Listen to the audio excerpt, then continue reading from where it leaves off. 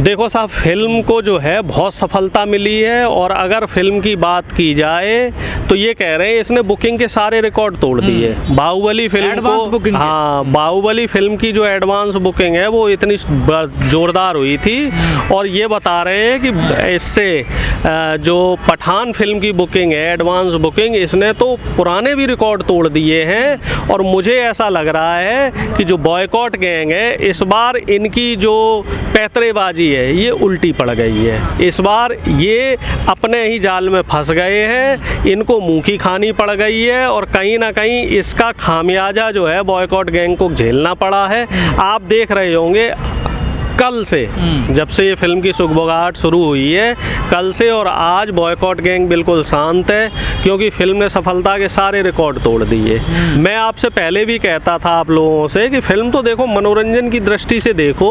अब उसमें आप कह रहे हो कि ये किया गया, वो किया गया। मैं भी कुछ लोगों, कुछ जो अच्छे पत्रकार हैं, तो वो कुछ खबरें निकाल देता है, तो उसका मैं आर्टिकल सुन रहा था, तो उसमें उसने कहा है कि फिल्मों ने हमेशा, ऐसा नहीं है कि सिर्फ मुस्लिम धर्म को टारगेट किया हो, उसने हर धर्म को टारगेट किया, उसने हिंदुओं को भी टारगेट किया, उसने सिखों को भी टारगेट किया। और ऐसा इंटेंशनली नहीं होता है, ये बस कभी कभी पटकथा होती है, कभी स्क्रिप्ट होती है, और उस स्क्रिप्ट के हिसाब से विरोध करने वाले थे, जो बॉयकॉट गैंग थी, आज वो सो पाएगी क्या चैन से? नहीं, उन्हें तो नींद नहीं आएगी साहब। उन्हें अभी क्या नींद आएगी, वो तो कहीं बरनौल भी ढूंढ रहे होंगे, क्योंकि इस समय जो है मुझे लग रहा है सबसे ज़्यादा कष्ट बॉयकॉट गैंग को हो रहा है। सबसे ज़्यादा परेशान इसमें प्राची होगी, नरोत्तम मिश्रा परेशान होंगे, और जो बीजेपी आईटी सेल के एक साध्वी प्राची है, मध्य प्रदेश की एक नेता है, जो दावेदारी कर रही है सांसदी के। क्या होगा?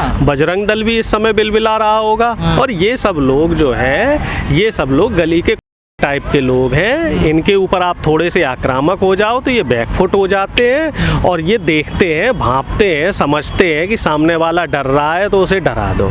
शाहरुख खान नहीं डरे, दीपिका पादुकोण नहीं डरे, उनके प्रोडक्शन के लोग नहीं डरे, तो ये लोग अपने आप बैकफुट पे आ गए। पूरी की गई, कोशिश तो ये करते रहेंगे। देखिए साहब, गीदड़ों का काम क्या होता है? गीदड़ धमकी देना, आप डर गए तो डर गए, नहीं डरे तो ये काम चलता रहेगा।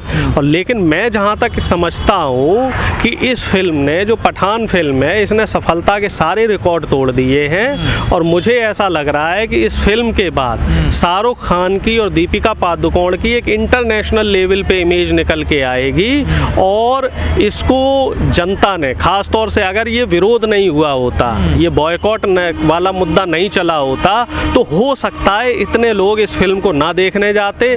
इसे सिर्फ वही लोग देखने जाते जो शाहरुख खान के प्रशंसक थे, दीपिका पादुकोण के प्रशंसक थे। निश्चित तौर पे मैं भी इस फिल्म को नहीं देखने जाता, लेकिन अब मैं भी इस फिल्म को देखने जाऊंगा। अभी टिकट का जुगाड़ कर रहा हूँ। तो नहीं है इसके पीछे ये सब कुछ? भाई हो सकता है कहीं ना कहीं, क्योंकि इससे पहले एक पद्मावत फिल्म आई थी।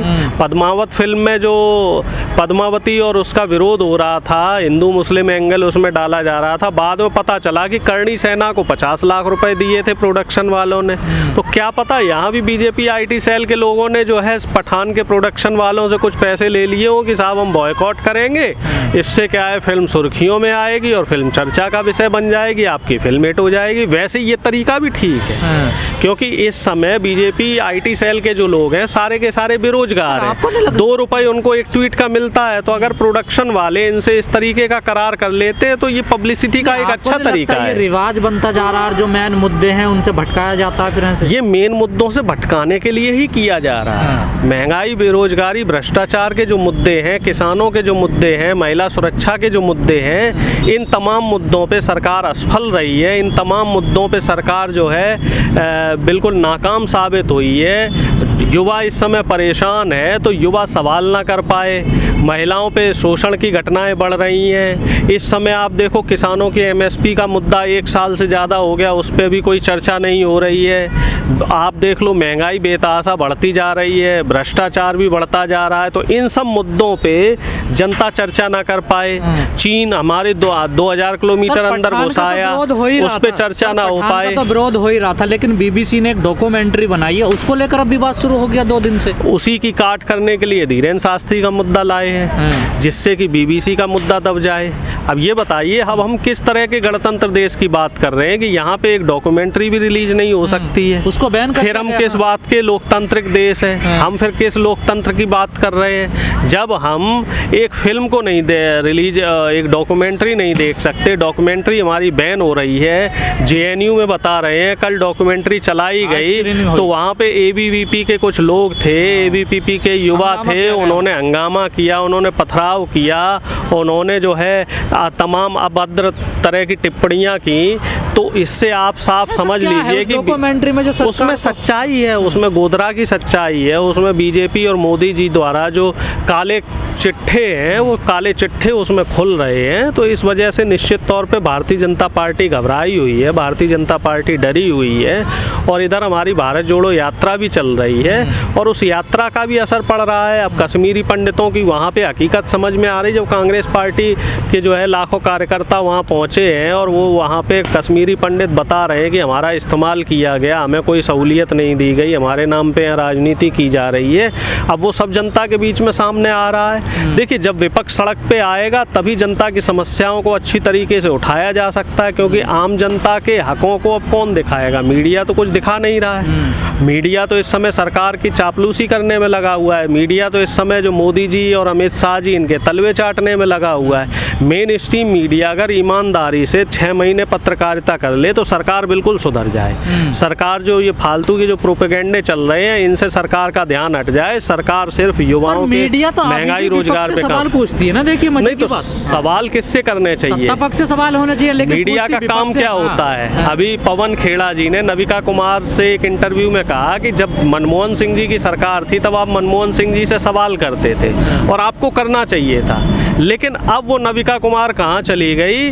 अब बीजेपी के जो प्रधानमंत्री हैं मोदी जी, इनसे सवाल क्यों नहीं किए जाते हैं? अब राहुल गांधी से सवाल क्यों किए जा रहे हैं? भाई, राहुल गांधी कौन है? राहुल गांधी प्रधानमंत्री हैं क्या? और या फिर कांग्रेस क्या है? अभी कांग्रेस तो अभी विपक्ष में है, तो कांग्रेस से आप सवाल क्यों कर रहे हैं? सवाल तो आपको सत्ता पक्ष से करना चाहिए। तो ये बड़े दुर्भाग्य की बात है और बड़े शर्म की बात है हमारे लिए कि मीडिया जो अपनी विश्वसनीयता है वो खो चुका है। मीडिया की जो एक इमेज होती थी, मीडिया के नाम पे लोगों के अंदर एक सम्मान आ जाता था, गर्व आ जाता था, तो मीडिया वो चीज़ खोता जा रहा है। आपने भारत जोड़ो यात्रा का जिक्र किया, मैं एक आखिरी सवाल आपसे पूछ रहा हूँ। दिग्विजय सिंह जी ने एक बयान दिया, सर्जिकल स्ट्राइक हुई थी, उसको लेकर फिर आज तक के रिपोर्टर सवाल पूछ रहे थे। ये फैलाया हुआ प्रोपेगेंडा है। भारत जोड़ो यात्रा में इस तरह के सवाल आपको करने नहीं चाहिए। दिग्विजय सिंह जी ने अलग से एक वक्तव्य दिया था जब पुलवामा कांड का आज तीसरा साल था, तो तीसरी चौथी बरसी पे उन्होंने अलग से वक्तव्य दिया था कि पुलवामा की अभी तक निष्पक्ष जांच क्यों नहीं की गई, जो RDX है वो कैसे आया, दविंदर सिंह पे जितने गंभीर चार्ज हैं फिर भी वो बाहर क्यों घूम रहा है, उसकी साथ पूछताछ क्यों नहीं की गई। तो ये सवाल बनते हैं। सवाल ये नहीं है, सवाल हमारे देश की सुरक्षा का है, सवाल हमारे 44 जवानों की शहादत का है। तो आप इसमें ढिलाई कैसे देते हैं? आप लोग सेना पे सवाल खड़े करने लगे ना। हम सेना पे नहीं, हम तो सरकार से सवाल कर रहे हैं। नहीं, मीडिया तो यही दिखा रहा ना। मीडिया को तो वही तो मैं आपसे फिर कह रहा हूँ, मीडिया अगर सच्चाई दिखाने लग जाए तो हमारे देश की तो सारी समस्याएं जो है उनका निराकरण हो जाए। मीडिया ही तो अपना काम ईमानदारी से नहीं कर रहा है, इसीलिए तो हम और आप जैसे लोगों को इतनी जद्दोजहद करनी पड़ रही है, इतना संघर्ष करना पड़ रहा है, इतनी मेहनत करनी पड़ रही है। आपने किसान आंदोलन में भी देखा, सोशल मीडिया ने मीडिया को हराया और आने वाले समय में भी जब जब संघर्ष की ज़रूरत पड़ेगी, जब जब मीडिया की ज़रूरत पड़ेगी, तो मुझे लग रहा है सोशल मीडिया ही मीडिया को हराएगा।